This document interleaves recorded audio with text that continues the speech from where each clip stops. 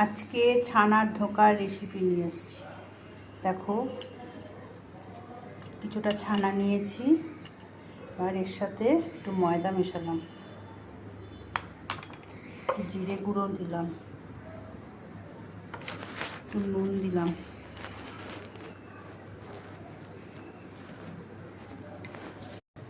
দেখো ছানাটা চটকানো হয়ে গেছে। এবার এইভাবে একটা শেপ দিয়ে নিলাম। এবারে এটাকে কাটবো।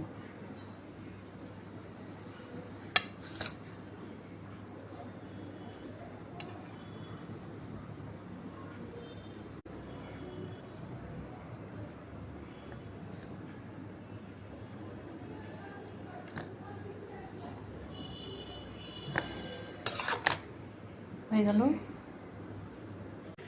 ছানাটাকে ওরম পিস পিস করে কেটে নিলাম। এবার কড়ায় সাদা তেল দিলাম। সাদা তেলের মধ্যে এবার এগুলো ভাজবো।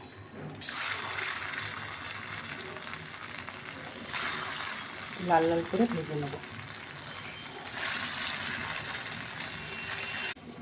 এবার একটা বাটনা করব। বাটনার মধ্যে থাকবে একটু আদা, একটা টমেটো আর দুটো কাঁচা লঙ্কা, মিক্সিতে বেটে নেব।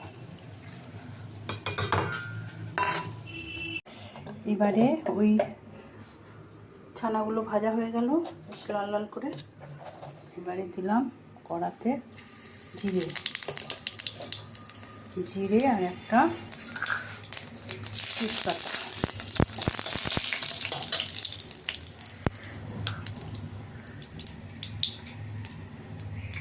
এবারে মশলাটা বেশ কষানো হয়ে গেল। এবারে একটু শুকনো মশলা দেবো। এতে ধনে গুঁড়ো, জিরে গুঁড়ো, একটু লাল লঙ্কা গুঁড়ো আর হলুদ আর নুন, একটু চিনি দেবো। চিনিটা একটা বলা হয়নি।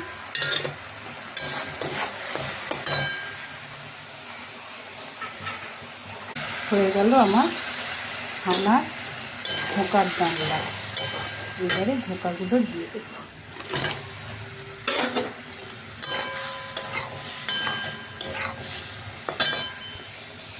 আর একটু জল লাগবে।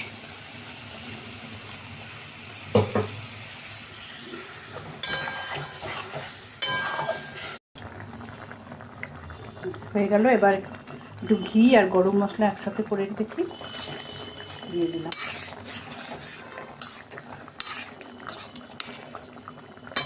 আমার রেসিপিটা যদি তোমাদের ভালো লাগে একটু লাইক, কমেন্ট, শেয়ার করে দিও।